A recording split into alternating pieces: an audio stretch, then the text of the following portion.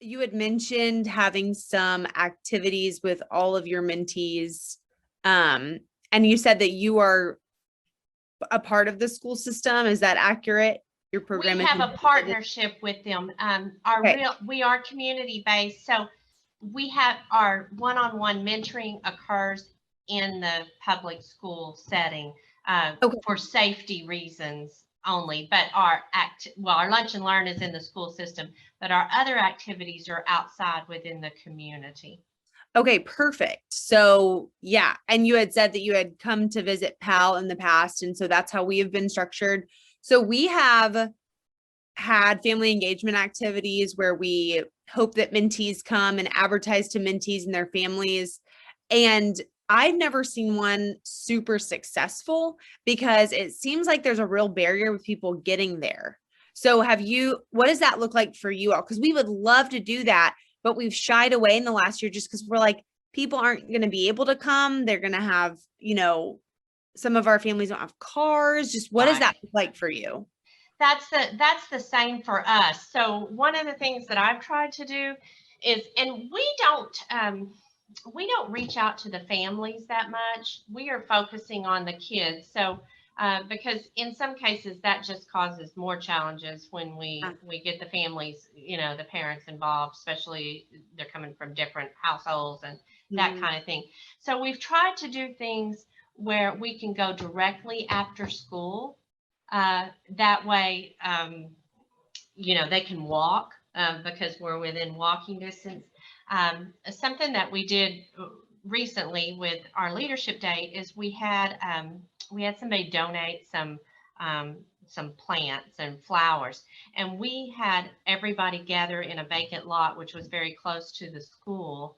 And we planted flowers, and then we actually delivered them to all of the businesses downtown. So the life skill is I coach them on, okay, what are you going to say when you go into this business about who you are as your name and your mentoring organization and why you've done this. So they got to practice their public speaking skills when they took their plants in. One of the benefits that I found that I didn't realize was I recruited some mentors from those businesses because, I'm leaving flyers while I'm in there. And then they're seeing that these kids are amazing and they're doing amazing things. So I actually recruited some mentors. So that was a byproduct of that. But I'm with you. It is very difficult. We did an outdoor movie night with all of our, and their families could come to that. We had about 75% of our kids, and we run about 30 kids at a time. We had about 75% of them come, but I worked so hard, following up, trying to make sure they had rides. And then at the last minute, our insurance says we can't really even have them in the car, but I would end up having to send 3 mentors together in a car and find them and bring them and stuff. So, I feel your pain about that.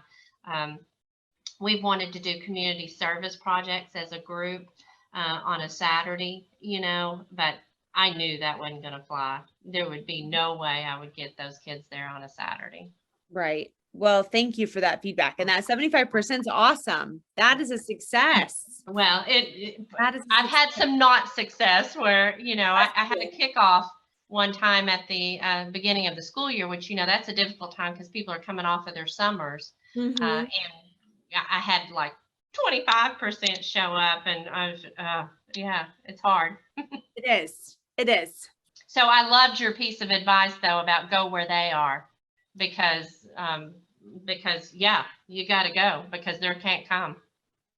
Yeah, we've even we try to have a couple of events every year, and we've really for the program kids, and we've even pivoted, like if there's an existing event happening in our community, we will just have a really, really strong presence at that event and like say, hey, we'd like to sponsor the bounce house at this event that's already happening, and then tell all of our kids and hope that they can come and experience all of it versus having something that's standalone and competing.